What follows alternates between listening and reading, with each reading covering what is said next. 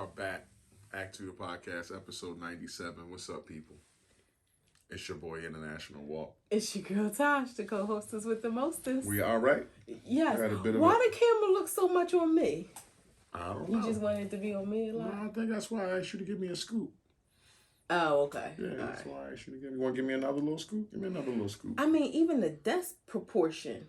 You think it's a little off? I don't know. You saw it. I didn't. I'm just looking like I just want to make sure you don't regret it. But it's facing this way, so I don't see what the problem is. Okay. I can't. I didn't look. I can only see from how it looked there. That's why I just wanted to make sure it was good for you. Now you went to the extreme. Because every time you say something to me, it questions what I'm doing. Oh, God. Am I even in the camera now? Yeah, you're in the camera. Barely. Just don't bitch now. When we look at it and you're not in the camera, because you was in the camera, but now you're not. All now right. Let's start all over. Hey, people, we are back. This is A2TP podcast, episode 97. Hey. How you say it? 97. 97. 97. Siete. That's what I said. 97. How you say it again? 90. Y 7. Episode 97. We are back for another week. Join you guys. It's your boy, International Walk. It's your girl, Tosh, the co-hostess with the mostest. Okay. We are body bowed and bare knuckle before See, it's that's what I'm trying to get through, and she trying to make me laugh about my prayer. Like, I'm not going to do this with you. I'm not. I don't know what's... I'm just repeating. I've never gotten, like, criticism on a prayer. I'm not criticizing you. It was funny, and it shouldn't have been, but it was funny. I've never heard you say that. You've never heard somebody say you come to the Lord body bow? No. You've been in your church like when you was a little girl. You never heard a body bow. I've never heard bow before you, but to say body bow, like, it's kind of redundant, because, like, when you bow, I guess you can just bow your head. So we're not head bow, we body bow. Yeah, bent is what it implies. You're bent, body bowed, like bent over. Okay. I read it in scripture. Okay. So if you want to challenge it, we can go to the He book. told God, I ain't challenging it. Okay. I didn't say anything was wrong with it. He told God that we were coming before him body bowed and bare knuckled. So just get that visual in your mind to think you hear it for the first time. And it didn't even register. And like afterwards, I got the visual like body bowed and bare knuckled. Like we praying hard. Like You might have blood on your knuckles because you leaning so hard. You're just trying to lean into them. Okay, let's go. Okay. Where can they find us at? They can find us. You got me with that one. You can find us on A2TPodcast.com, Facebook, Instagram, YouTube, Google Podcasts, Anchor, Radio Public, TikTok, Breaker, and Spotify. Get right to it. How are you? I'm doing good. How good are you? I am. How bad are you? At this moment, I am an 8. I'm going to say that. Whoosh! Was you an 8 earlier? An hour ago, I probably was a 6. But I am just extremely grateful for my husband, for the people that I have in my life that do love me, and for all the things that are good and right. And I'm grateful for that. And I told y'all before, he always writes me notes before the show, and this is my note today. It said, I still love you. And I know he does. That's never a question. But, you know, he makes me feel good when I don't feel good. And my not feeling good isn't because of him. But he takes that on and he helps me to feel better. So I love and appreciate you for that. I love you too, which is why I will always support you. Financially, is that, no, work? That was your mental. Yeah, mental, I'm an 8 right now. Okay, we go with the 8. Financially, I'm a 10. I don't have any complaints. I'm there. We all good. Work is... Is that like a cliche? Because you was a 10 like 4 weeks in a row. You just that to say it? Yeah, I'm always going to be a 10 unless, God forbid, something catastrophic happens, because we're blessed. Even if, you know, I can't buy everything that I want to because of decisions that are made, I know that I can financially. And then everything that we need, I know that we have. So I just don't want to ever complain about money. So I'm a 10. What work like? Rolling off your back, rolling off your back. Work is good, but work is a lot. Like, work is a lot. I am considering asking for a raise, and I was saying that, like, considering, I thought we had talked about that. I know, I was kind of seeing, like, you know, like, kind of talk yourself out of it. But I'm not going to talk myself out of it. I'm going to do it. I've been reading this book called The 5-Second Rule by Mel Robbins. And I don't want to go too deep into it because I'm still reading it. But it is motivating. So, yeah, that's that. And actually, I'm contradicting what the book said because I shouldn't be thinking about it this long. But nevertheless, yeah. Physicality. Physically, I'm an 8. I'm an 8, yeah. Work was what? An 8? Work was an 8. So I'm an 8, 10, 8, 8. Yeah. Goddamn. How are you? I'm straight. No. How are you? I'm good. Mentally, I am an 8. 2 hours ago, I probably wouldn't have been an 8 because I was more worried about you. So I probably was a 6. Really? But we had some communication and. I hate letting him know when something is bothering me because then it bothers him. But then I know that he can already tell that something is bothering me. So it still bothers him when I don't tell him that something is bothering me. So I might as well just tell him. Exactly. So we can just like have a moment, get through it, talk about it, and get it on the table. And now we know what we're both dealing with. It's simple. it's very simple. But I'm good. I feel like I'm an 8. And finances, I am a 9. We'll get back to a 10 though. Mm-hmm. Work, I would say work's probably an 8. Wrapping up the 2 jobs. Got 2 more. You still going to be out far from home like you are? Yeah, it looks like it. Yeah. I do he used a good to get job. home like 2:15. Now he get home like 2:50. Like, sheesh. Well, if I come straight home, I get home like 2:25. What? Yeah. No, you haven't got home that early at all. If I come straight home. Where you be going? Sometimes I stop at Wawa. Lately I've been going to Walmart 3 fucking times this week. Oh. Like, sometimes I stop at different places. Sometimes I stop and get gas, so I ain't got to stop in the morning. You know they say that's the best time to get gas. Yeah, so I didn't mean like I go somewhere else or then sometimes, I go to the dispensary. His favorite store on earth. One day he says to me, I'm going to my favorite store, the best store on earth. I mean, he talking about Home Depot. He talking about the damn dispensary. It is better than Home Depot. Yeah. How are you physically? Physically, I feel good. I'm tight. I feel slim. So in the morning, and I get up in the mirror, I do feel slim. That's good. Yeah. I feel slim when I look at myself at certain times. Like, not slim, but I look good. Oh, you slim, baby. You slim. I was going to say, I look good. Like, I know I always look good. Slim, but sometimes I feel more like, I wish I had started that like 20 years ago. What? Calling you Slim. Hey, Slim. What's up, Slim? Hey, you can start. Hey, Slim. What's up, Slim? What's your wows and woes this week? My wows and woes is, my woe, I'm going to go first, is a lot of people have holiday blues, and to be totally transparent, that touches everybody, even us. So, just dealing with the holidays and expectations of the holidays, that's my woe. The wow is I get to be with my wife a lot, all the time, and that makes me extremely happy. Like, she's my best friend. She's the person that I look forward to seeing and being with the most. And it doesn't matter if we have a turkey on Thanksgiving or if we have Chinese food. Like, as long as she's smiling and happy, I'm happy. So those are my wows and woes. You know what I want?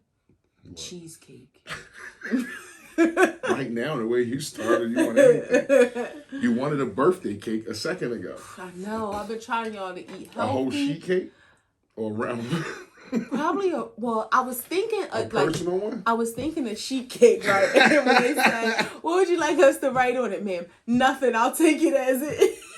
So they be like, "Just put on it. This is for me." This lady just bought a small, and I wouldn't get like the big one, but like, why not? You all there? You want some? Why get the short sheet cake? No, I would get the little one. They'd be like, "This lady just bought a cake and she didn't get anything 3 written stacks high on or it." 2? Just 2. Just 2 stacks? Because when you do 3 stacks, then that's more icing.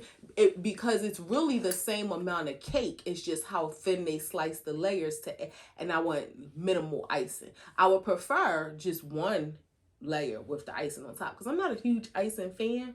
But if it has to be layered, then just two. But yeah, a nice cake. I've been trying to eat healthy and the devil be, I wish, and don't get me wrong, I'm not claiming any negative emotions. Like I'm not depressed or anything like that. Just been dealing with a little bit of sadness, some heartbreak. Friends and family can break your heart too. You can grieve even when death isn't involved. There's, you can grieve relationships. So that's kind of what I've been going through. And, I wish that I was one of those people. Let me stop laughing. I wish I was one of those people when going through stuff like I lost weight, but instead I want to eat my feelings. You'd have to go through something with me. Yeah, I probably get skinny. Yeah, but we don't. I'm grateful that's not even an issue. We don't. But I'm one of those people who if I'm sad, I want a warm cookie from Wawa. That will make you feel good. So. Voila. So I am I'll start with my woe. That's just kind of been my woe this week. This isn't anything new per se, but your feelings kind of ebb and flow, and as the holiday is getting closer, it kind of hits you a little harder when relationships have just changed. So that has been my woe this week. But my absolute wow is just having the love that I do have, and just the support in those moments, because some people go through holiday blues or blues during any time and they don't have anybody to rely on. Unfortunately, that's why we hear about suicides or people just being angry and hurting other people or just lashing out. And so I'm just extremely grateful for the love and support that I do have from my baby. And I also have to give a shout out to Toya. It's not many people that I confide in.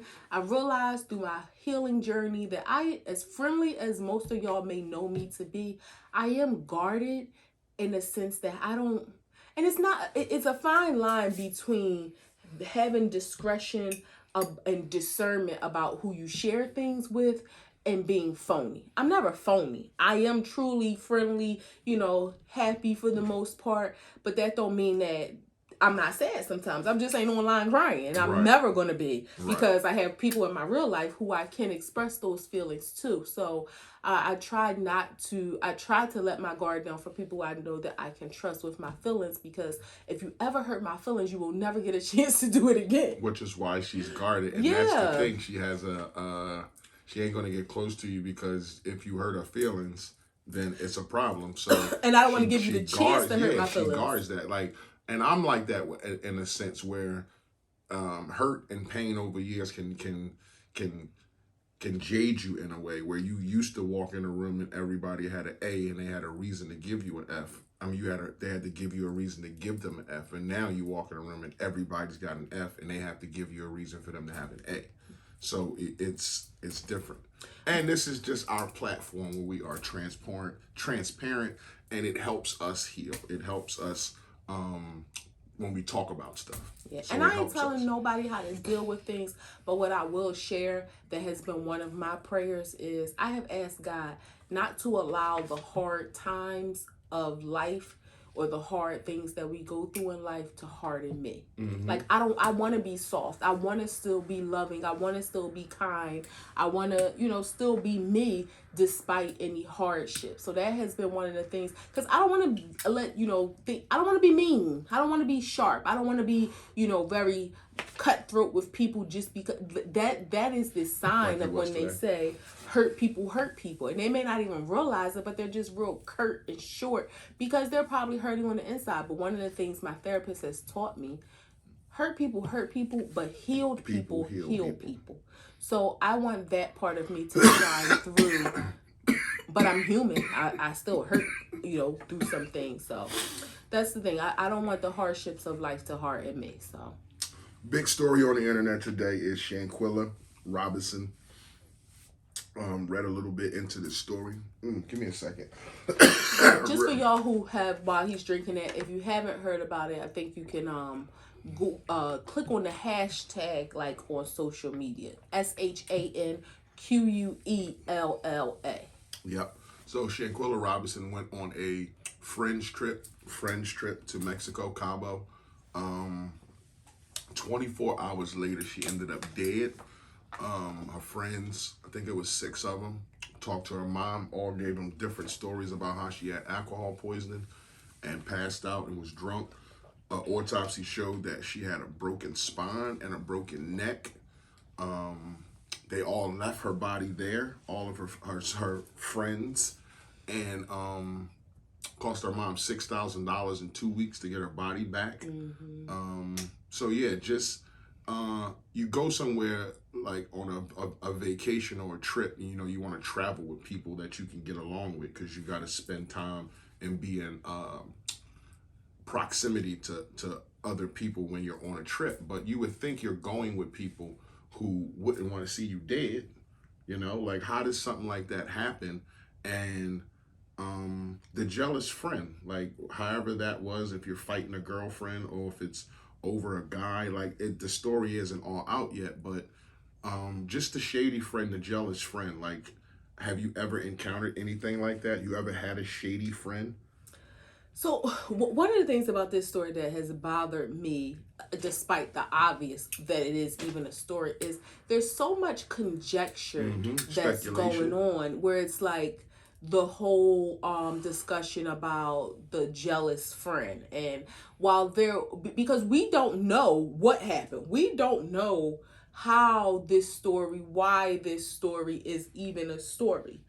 Obviously there is a lot of questions because you were on this trip with friends. There was a video showing that one of these people, at least, you got into a fight with, and they were getting the best of you, and nobody chose to help. And so it's supposed to be a video of them jumping her.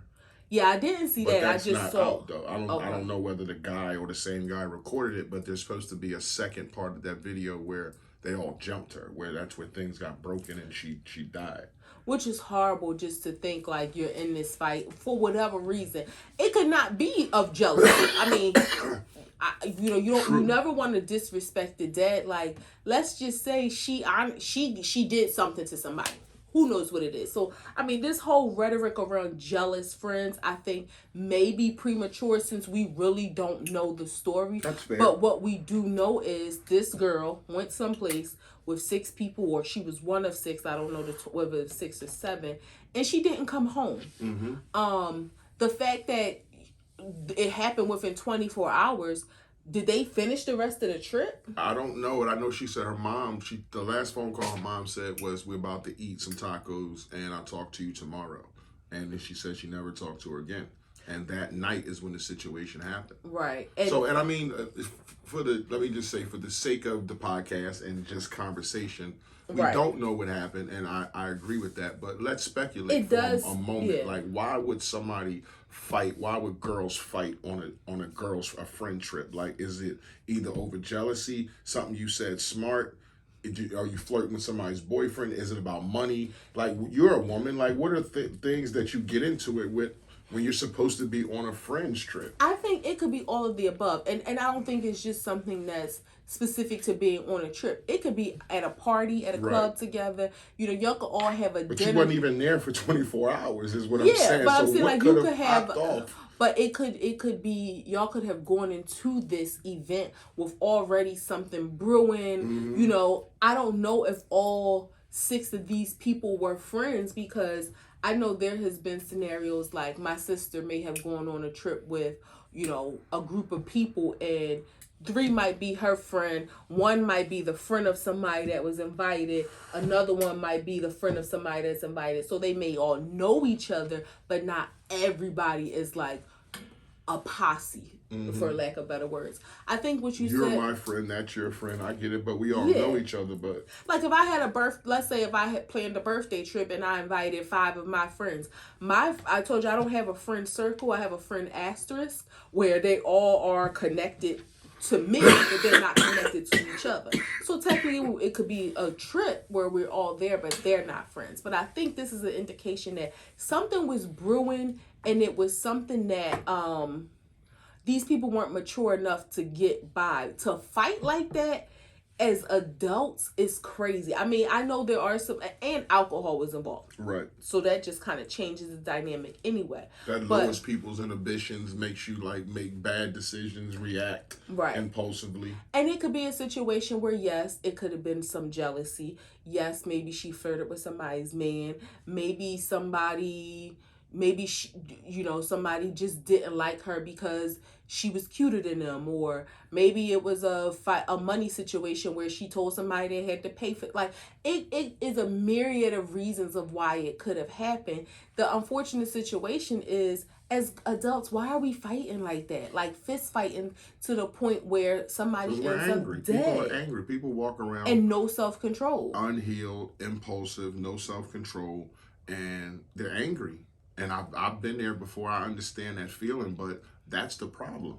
That's the problem. That's the issue. So I've never had a friend that I'm aware of that was jealous. Really? Like your whole life, you never had a friend that stabbed you in the back? Yeah. So okay. Let me say no.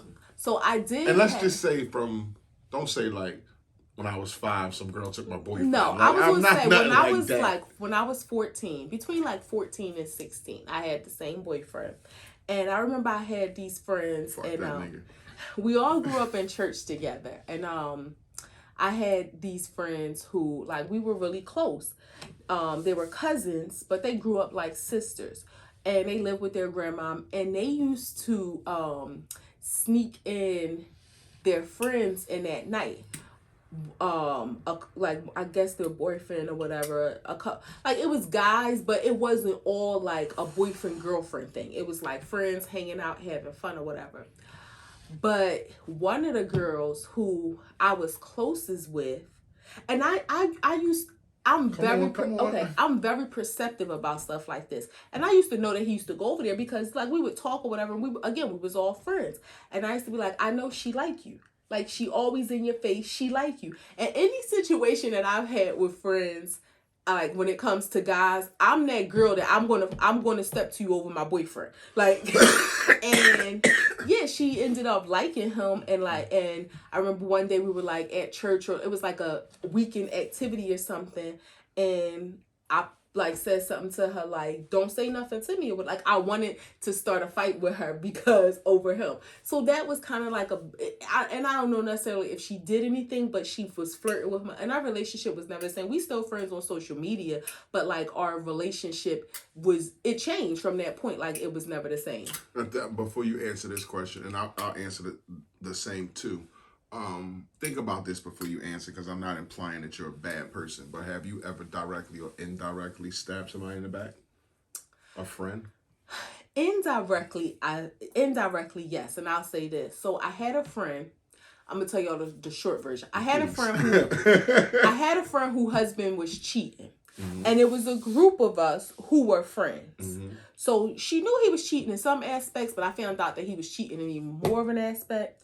So I wanted to tell her. And like, in hindsight, I probably wouldn't have, because I would just mind my business. But she was my friend. I thought I was doing the right thing. So I was afraid to call her and tell her, like, how do you bring this to somebody? So I called one of our other friends, because again, we all were friends. Like, I found out this. I need to call her and tell, like, we need to let her know. And so we called her on a 3-way to tell her whatever. And at the moment, she didn't say that she had a problem. Well, when it boiled down to it, she was upset that I called that other person to call them together. She felt like I shouldn't have put her business out there. But I felt like she would always tell both of us everything. So I didn't think it was an issue. So it's not your business to tell. Yeah, and in hindsight, I would have. In hindsight, I probably wouldn't tell her anything. But knowing that, how she said that made her feel, I understand. I probably should. I was a punk. Like, I didn't know how to call somebody and tell somebody something like that. So, she did feel like I betrayed her, I guess, in that sense of just not coming directly to her. And I think part of it was embarrassment too, because if I hadn't told anybody, then that leaves it up to her to tell somebody. But now I told this person, and then now it's a conference call. It's like, damn, a conference call about my husband cheating. So that made it a little weird. We're not friends anymore. Okay. What about you? Yeah, I've never stabbed somebody in the back. Yeah, I did. I've had. Would you like to give us the details? Well, not details, but I've had relations with somebody I probably shouldn't have, and it was a friend of mine's baby mom at the time. So I probably shouldn't have did that. Probably? Well, I shouldn't have did that. Okay. But I was young and stupid, and shit happens, and you're young and dumb, you want what you want, and yeah, it happened. But I probably shouldn't have did that. But at the time, I also felt like, not that it matters, but I felt like I also was stabbed in the back before that. So I was gonna. It was more like Was it a get back thing? Like for me, it was unintentional. Yeah, it wasn't an intentional thing. It was like unintentional, but I could have said no. I could have stopped it, but it was unintentional. It wasn't like I'm going to do this. You thought you weren't going to get caught. Exactly. I wasn't. It wasn't like I'm going to do this to get back at you. No. But I have. Okay, so just thinking of friends, right? Well, I know one of the mistakes that I've made throughout I would probably say my 20s, and I kind of, started fixing it in my early 30s, is that label of friend. Mm-hmm. Like just, my girl, like I think it just became so easy to say my girlfriend, when in reality, when you think about the people that you're talking about, maybe it was just an associate, it was an acquaintance, but not everybody is your friend. And I think that's part of a problem that a lot of people have, even as like real big grown adults, is giving that label as friend, and also not realizing that somebody really could be your friend and not be your friend anymore. Like all friends aren't for a lifetime. I don't know if you ever heard the saying that people come into your life for a reason, a season, or a lifetime. Some friends you really could have, and they could be a good friend to you at that moment in your life. It doesn't mean, or that season of your life, it just doesn't mean that that's a forever relationship. And not all friendships end up in a bad way. Like sometimes they just kind of dissolve by the wayside. But it doesn't mean that they weren't a friend. Right. And it's almost like the friends you meet when you're early, you shouldn't think that they're lifelong relationships, but you kind of do. But you shouldn't think that, because it's true that like that cliche of when you're gone, you're lucky if you got one friend next to you who really, really cares. So everybody not your friend. You got acquaintances, you got people you just talk to every day, co-workers. That's a word that should be thrown around a lot. Like, that's my co-worker. Right. Like, not necessarily because we work together. Yeah, my colleague, but not my friend. Or my peer or something like that, but not my friend. Yeah. One of the things, too, that I think that people kind of get wrapped up in is the duration of knowing people. Mm-hmm. Like, you could meet a friend, like you said, having friends early in life. As life changes, it's just like kind of having a partner. Yeah, I was watching some guy explain this on the podcast. He was like, you know people when you broke, right? Like, you grew up together. We hung on the sandbox. We swung on the monkey bars. We drank 40s on the corner. I ended up, I'm blowing up, I'm rich, I'm a millionaire, whatever. And a person will look at you and be like, oh man, I knew you when you was fucked up. Like, what the fuck does that mean, that you knew me when we were kids? Like, what does that mean? Like, I'm not that anymore. The fact that you knew me, like, that's all you saying, is that you knew me when I didn't have. Like, what does that mean? Like, does that mean we have a tight bond? Does that mean we have a friendship? Or you just knew me the longest? We just share some experience together. Yeah, like, you just knew me the life. longest, but it's not like we got this connection that just because you knew me when I was 8, that I owe you something when I'm 30. Right. Like, yeah, that doesn't mean that. Why aren't certain friends happy for you? I think, and we're just going still down the jealous friend road in speculation. I saw this, and a caveat to that, if I know wouldn't go, well, I'm just saying, I'm not going to use you. Let's just say you go away on a friend's trip with somebody and it's 8 of y'all. You would think that the 7 people that you pick to say yes to are like really people you vibe with. Not like But that's what I'm saying. No, even if it's not a friend of a friend of a friend of a friend. If right. it's just like, these are the 7 people I'm inviting, no other friends are going, you would think that is the thing. One person in common vibes with them. Because we're speculating that it was a friend of a friend. They could all have known each other. Right. You know what I mean? But being 25 years old, are you able to see the enviness and the jealousness in people as you can at 41? Is that like, can you see that then? I think it depends on your experience. Know whether or not, like, I shouldn't be traveling with these people. It's not even just a matter of travel. Like, they shouldn't be a part of your social circle. You probably shouldn't go to the club with them in your own city, let alone travel. So I think it depends on your experience in life. And then also, you know how people would ask somebody like, who's your old heads? Like, sometimes people have to be schooled on things like that to kind of be, you know, to have that insight into people. Yes, you can tell when people are jealous sometimes, but sometimes the hurtful part about it is sometimes it's the people closest to you, so you can't. It's so funny. Your guard is down because you think you can trust them, and the jealousy doesn't always have to be there. It can rear its head depending on things. Y'all could be in an equal playing field, and then something great happens for you, and they feel like, why not me? You know, or something, you know, great happens, or let's say something great happens for you and they are happy for you. Then something else great happens for you and they are happy for you. Then something else, then it's like, damn, like, this bitch always winning. Like, God, when is it my turn? And I think you gotta put the work in. Maybe you ain't putting in no work. But it doesn't matter. Maybe it just ain't your time. Like, it doesn't mean you're not doing the work. God might have something greater for you that you ain't ready for yet, and you just have to stay the course. But regardless of all of that, if your heart is truly in the right place and you love this person, then it should never be a thing where you feel like intimidated by somebody else's success. If anything, you should be motivated. Like, damn, I see my girlfriend winning. Like, I'm proud. Like, let me learn from her. Let me see, you know, how, like, what I can do to follow in her footsteps, even if it's on a different path. But let me see what I can do, or what actions did she take. Like, I've talked to friends about interview tips or how to negotiate for a higher salary, and they make more than me. So and I encourage my friends. I want them to win and do better, and try to, you know, when they have their flaws or something, try to, if I can point it out to them in a gentle way, like, you know, this will help you get more money or something, like just showing them that I want them to win.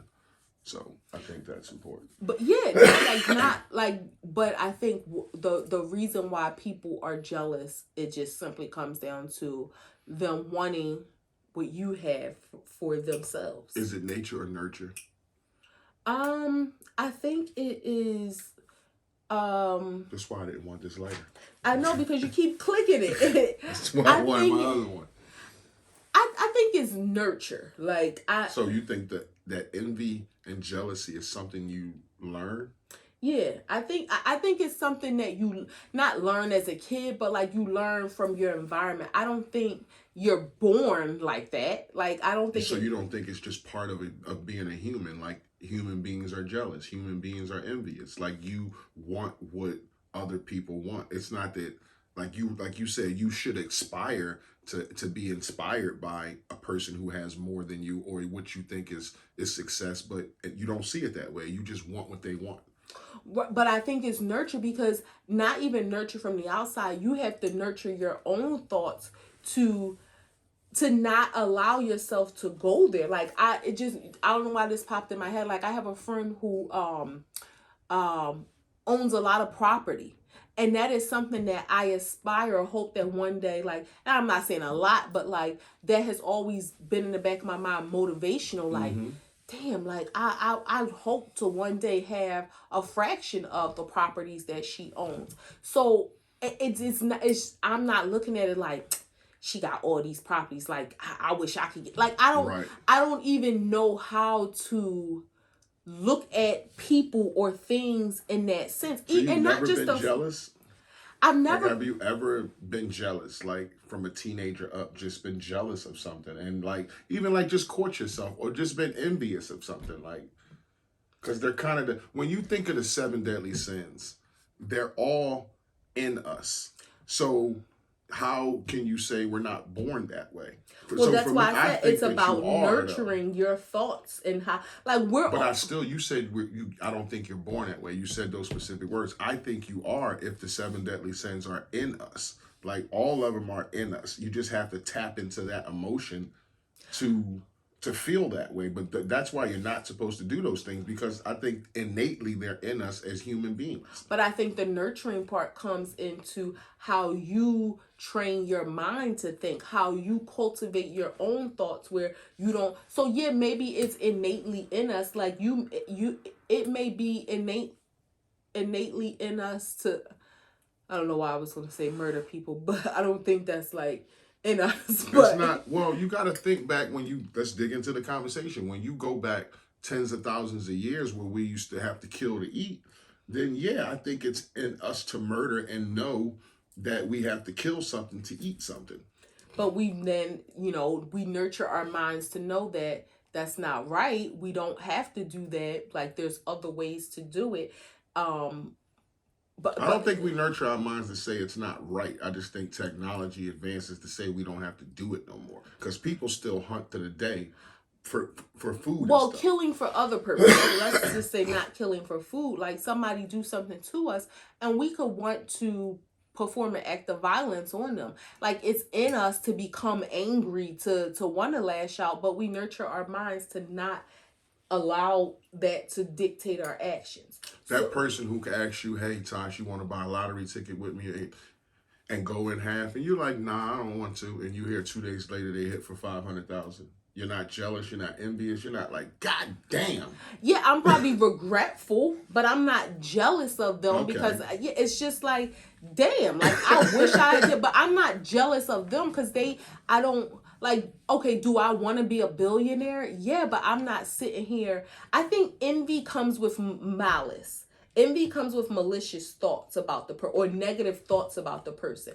You may want what somebody else has without looking but see, I think not to hurt them. Though. I think envy is normal. I think jealousy is it comes with malice. Like, if you jealous of somebody, that's some shit you don't have to feel. But if you envious and say, oh man, I seen this guy with this nice fucking car, damn, I want that car, that's doesn't come with any malice. That's just saying, yo, I want that car and I'm envious that I don't have that. But if you jealous of him, I think that comes with malice, because it's like you not only do you want it, but you don't want him to have it. See, I think it's semantics. I don't know if I really have ever thought to delineate the two words between envy and jealousy. I look at it as the same as, like, you have negative thoughts about this person, or you look at them as if they don't deserve what they have, or you don't want them to have it because you want it. Like, you want it to be taken away from them, but you, like... I wish I had the definitions here. I should have looked them both up, but I wish I had the definitions. Would you like for me to look them up? Sure. Well, I mean, you can look them up real quick to see what the difference in jealousy and envy is. Just Google jealousy real quick. Yeah, but I think just for, in terms of just having those feelings, let's see, jealousy... definition. So jealousy says the state or feeling of being jealous. Let's see if there's any other definitions. Let's go into Merriam. A jealous disposition, attitude, or feeling. Okay. Zealous vigilance. So that vigilance implies a negative actions that may follow behind it. Envious or envy.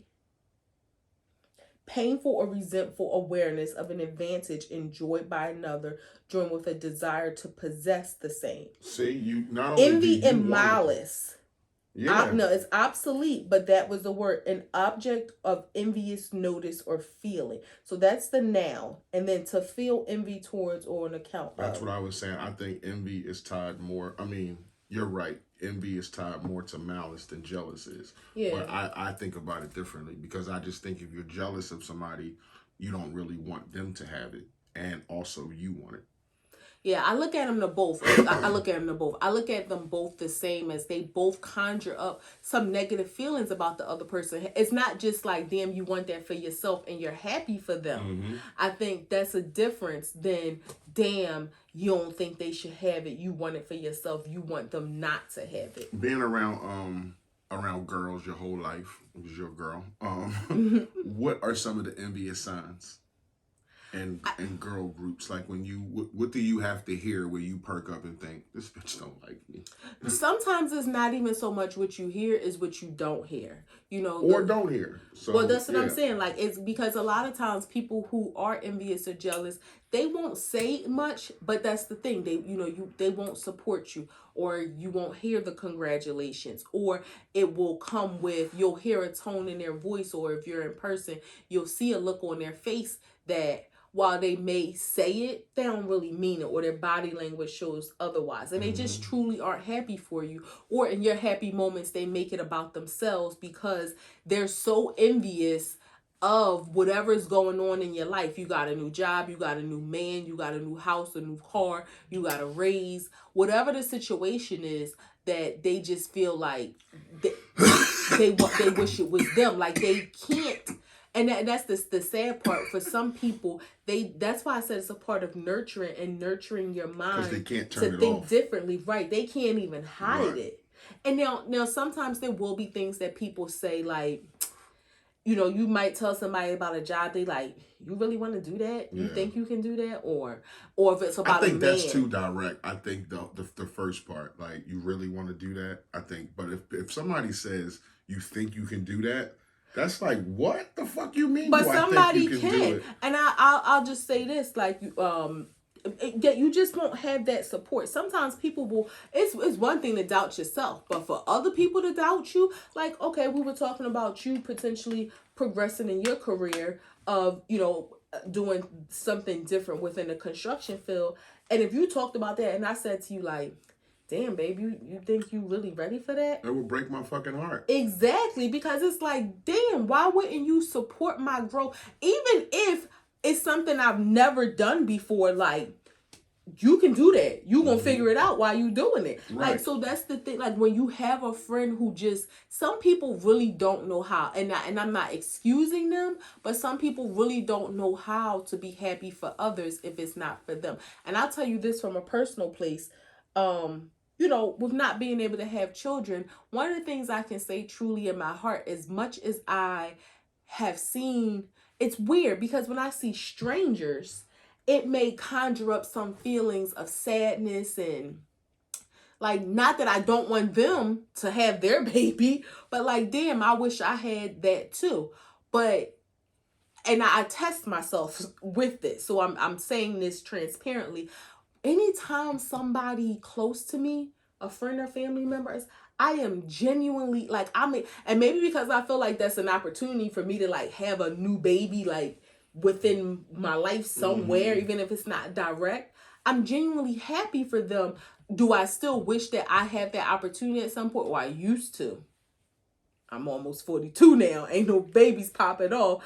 But some people genuinely, they can't be happy for you. They just can't be even if they want, and they may not even realize it too. And that's not to say excuse them of that behavior, but you should excuse yourself out of those relationships.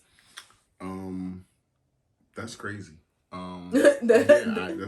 Have you encountered, like, a situation? I mean, because I know we talk about women, and women are oftentimes given that tag of being shady, catty, jealous. Dudes but are just dudes happen. It happens the same way. You'll get the dead handshake, the fish, the not grip, the no eye contact from guys. The must be nice. Like that kind of shit, like those kind of innuendos is what you hear from guys. Do men, are men envy? Because women. I heard that the other day when on Expert Opinion, rich nigga, like stuff like that. Yeah. Must be nice, like that kind of shit is like, yeah, this nigga ain't fucking with me like that. Yeah. Now, do men? Because a lot of times women unfortunately can be jealous about material things that other women have. For men, do you feel like it's about material things or more about status? Like, it's more about status, and it's all derived towards women because that's what it comes down to.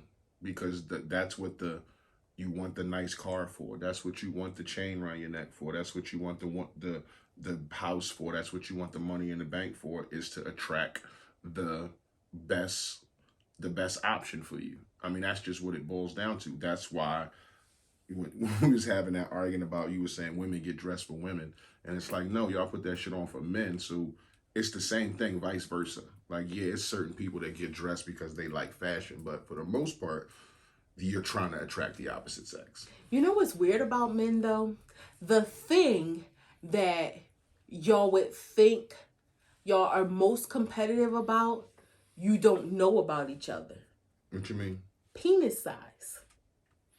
That it's so weird. Like, you think that, because like as women, that, I mean, because it's taboo to talk about. It's not nothing that's ever talked about. And right. I know in women's circles, y'all may talk about y'all vagina depending on how close the person is. Because for women, that's not anything that's competitive.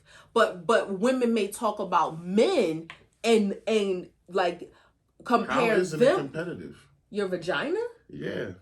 How isn't that like somewhat? I'm not saying it should be the number one thing, but it's in that gender. All women think their vagina is good. It's not. Some women vagina is dry. Some women vagina stinks. Some women vagina is super wet. Well, I'm just saying there has to be some type of. There's a baseline. If your vagina is stinky, you need to wash it.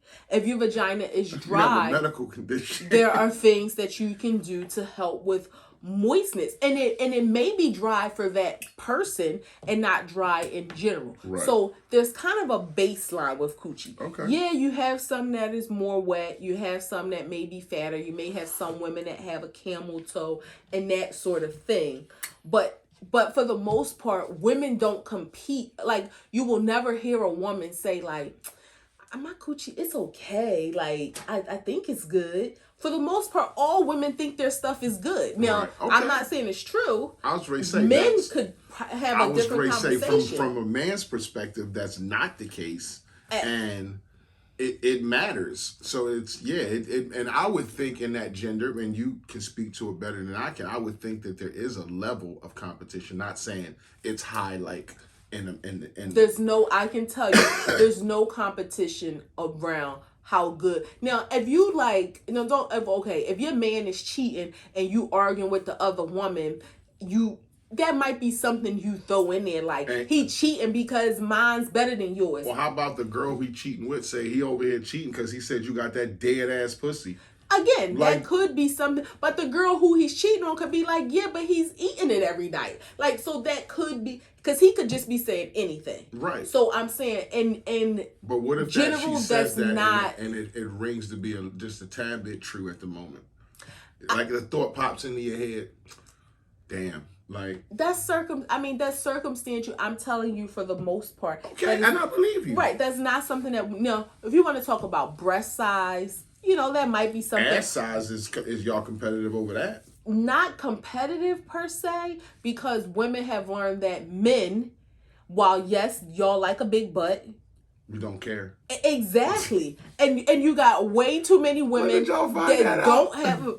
don't, and that's another thing too. The girl, I know it's really crazy to think, the girls that do the BBLs and all that stuff, like, yeah, they do it to attract men, but they do that to compete with women, because they know in real life, they was getting men before they had the big butts. But maybe not the man that they want. I was about to say, they may be doing it to attract a different caliber of man. Mm-hmm. But again, back to men being competitive, the thing that would, as women, we would think would make y'all most competitive, because that's the conversation that a woman would have, like, girl, don't mess with him, he ain't got it, or girl, because that's gay. You got to think about how that would go. No, I'm just saying, y'all. That's why I said y'all don't even know. Get out of here! Try and talk to her for you got a little dick, right? Like, nah, we don't talk like that. It's just I'm just saying, it's just ironic. Like, the thing that you would think would make y'all most competitive, y'all don't talk about because y'all don't even know about the other person. No, and we don't want to know or need to know. Yeah. That's not something you get with a girl and ask, like, yo, was his joint big? Like, right. No, it's not something you ask a girl. Like, what? Like, nah, you like, yo, yeah, you fuck with him? Yeah, was his joint big? Is he bigger than me? Like, nah, you don't ask them questions. But I would think, I don't know. I would think really, I don't even, you tell me, does it matter? And only unless you have a micro penis? I was like, does it matter for real? If you're average to giant, does it matter? That's what I was going to say. I think for men, it's kind of the same as women think about their vaginas. Like, I don't think men are, like, they think they can do it regardless. Like, they don't really. Now, of course, men who know they're really, really big know they're really, really big. Men who are, average or small, they know that too. But if they're still getting women and they do what they do with it, then I don't think they're but to me it's just weird because as women, yeah, you might compare like, oh, he got money, he don't got money, but for the most part, if you're messing with guys who are all kind of on the same equal playing field, the one thing that would be the competitive factor. We don't do that. And you got a lot of fucking short guys and like dudes who with like 10 kids, so it's like it don't. Right, they ain't it don't matter. Like you gonna find somebody for everybody. The ratio is too big. What have you learned? I learned, as I mentioned in reading the book, The 5-Second Rule, it talked about making decisions. And I'm going to throw that lighter in the trash. I told you I didn't want it. It talks about making decisions.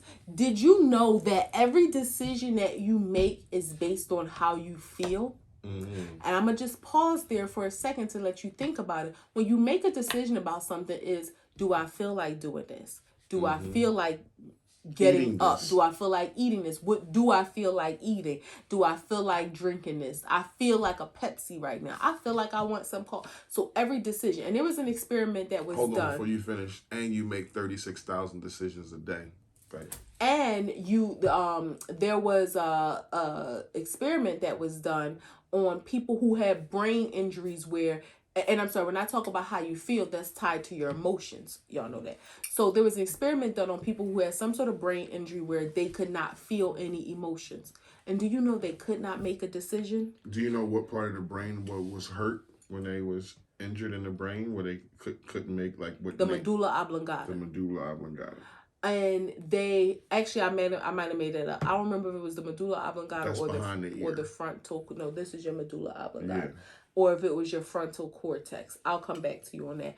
But they could talk about dinner, like different foods and things like that, but they couldn't make a decision.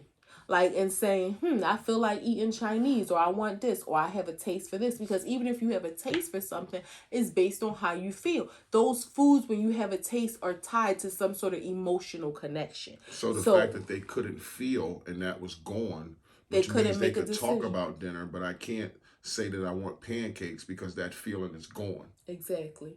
So I can't say that I want steak because I see steak and I can talk about steak. But when you ask me, do I want steak? I don't know if I feel like a steak. Yeah.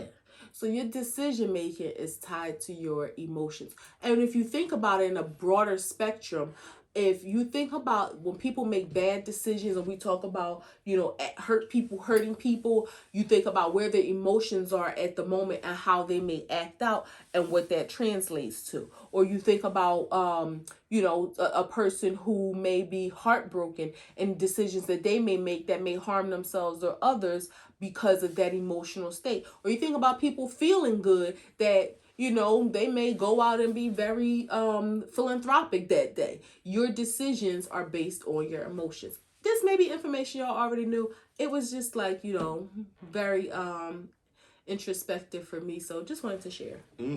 What did you learn? Bunny rabbits fuck fast. It's like...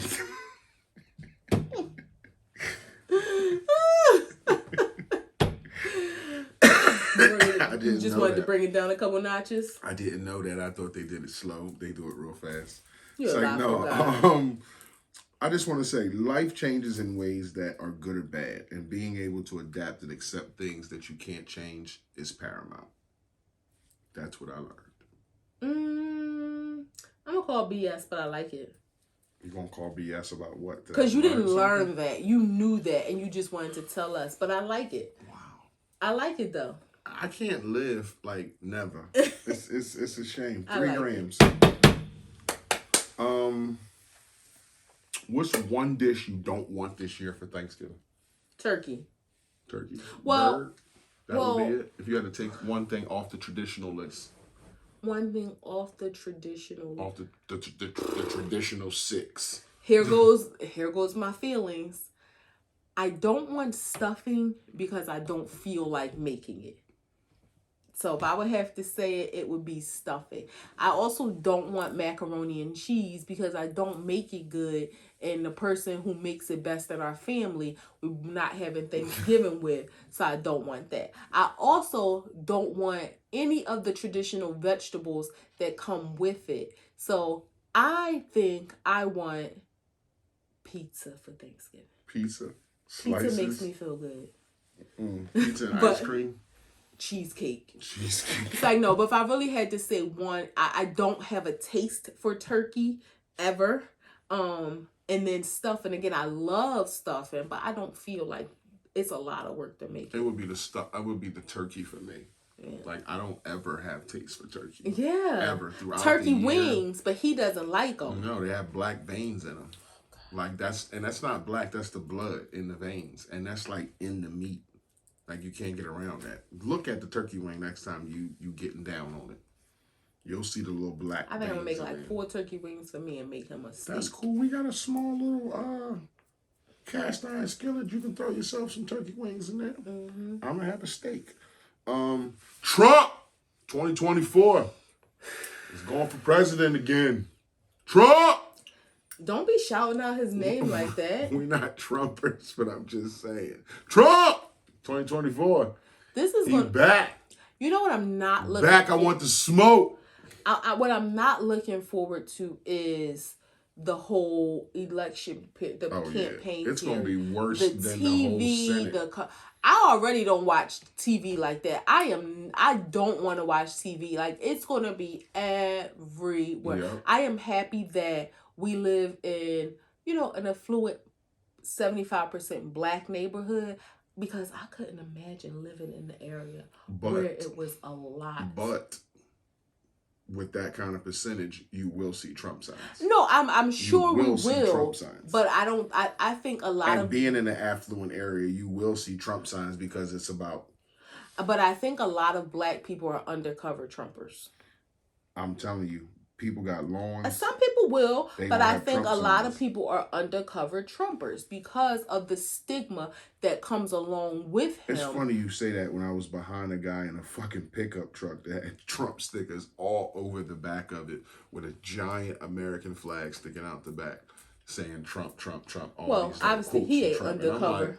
Wow, like he just like out here, smoking a cigarette with his arm out the window. But the crazy thing is, it's I ain't worried about nothing. It's almost like that's like their stamp of like nah.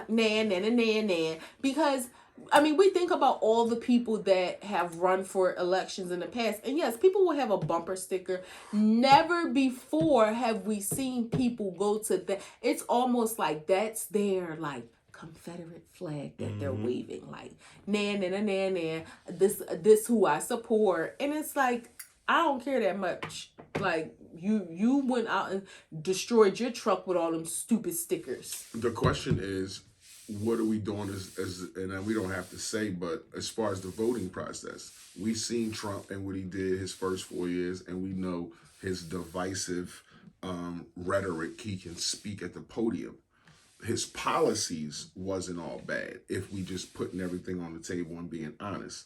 Way better than Joe Budden's. So I'm not saying, way better than Joe Biden. I think Joe Biden has been president. Way better than Joe Biden's. Pump it up. But if it came down to financially, would you vote for Trump? If it benefited you in your life and in your financial when we do our check-ins and, it kept you at 10s.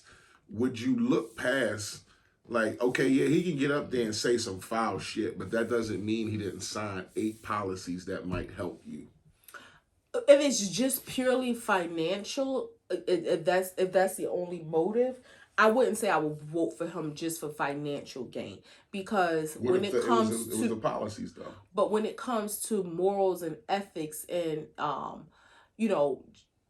just standing firm in beliefs and values, then if that means you gotta pay a little more taxes not to have some craziness going on, or like, him talking about removing critical race theory from education. So now you want to redact all of the things that put on the table the atrocities that have been caused by white Americans for the sake of their sensitive spirits, then I ain't for that. Right. Like, I wouldn't allow just, if it means you pay a little more in taxes to allow truths to be told, but it has to be something more than that. Can I sit here and say, and I don't care what none of y'all think, that I 100% would not vote for Trump? I can't say that. What I will say is that I would not vote for Biden again. Right. Now, that means that I just wouldn't vote at all, then possibly. I don't know. But if it was between Trump and Rick Rudolph, I don't know who he is. I don't know who he is either. That's what I'm saying. I'm about to say, I missed that. That's what I'm saying. I don't know who the fuck he is neither. But it's like, say, go Rick Rudolph, babe. They said he should be president. He ran against Trump. Where the fuck he come from? One of the things that,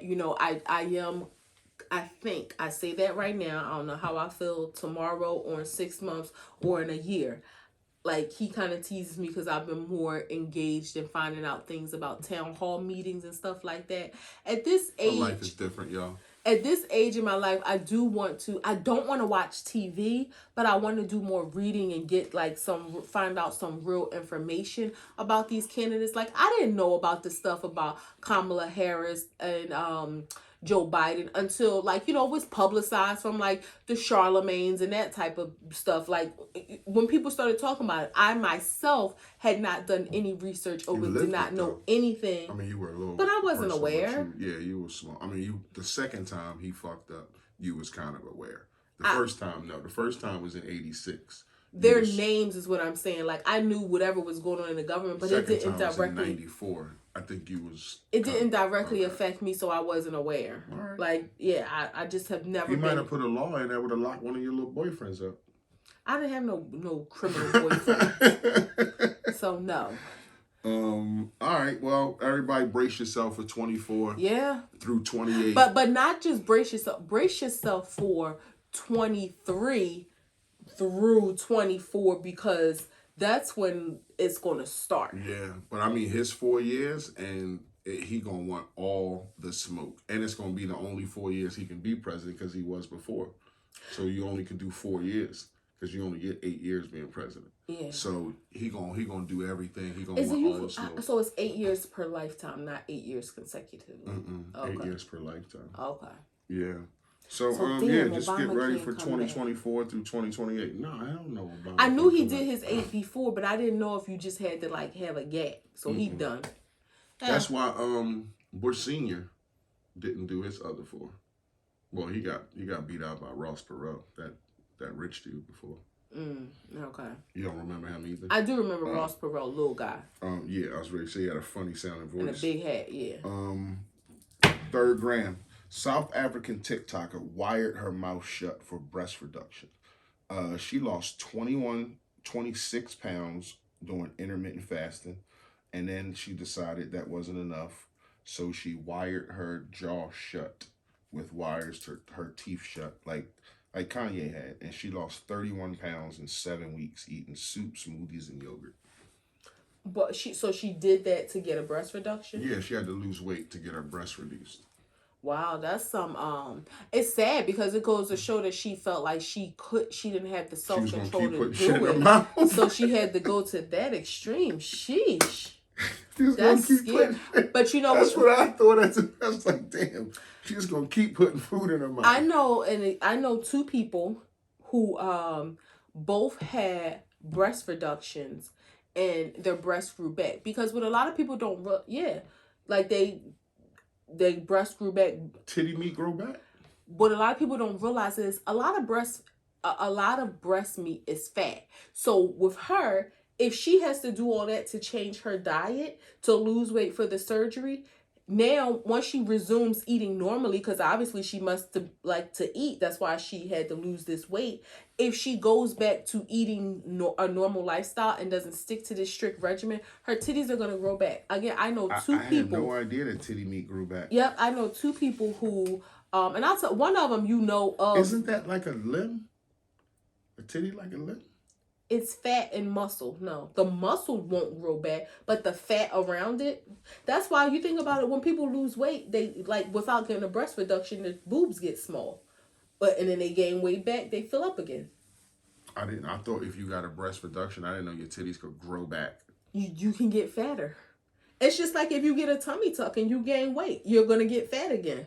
Yeah, but I just thought it was different with titties. No, titties grow back. Yeah, I thought it was different with titties. Can I add a 3.5 gram? Sure. I just want to give a shout out, and I don't know this lady, but she's from North Philly. Her name is Serena Quick. She is the first African-American woman owner of a Chick-fil-A in all of the tri-state area, Pennsylvania, New Jersey, and Delaware. It just opened this week. It's on City Line Avenue. First African-American woman in the tri-state area. I thought that was pretty cool. I think she's 30 years old, I want to say. I think 30 years old or around her 30s. Again, born and raised in North Philly.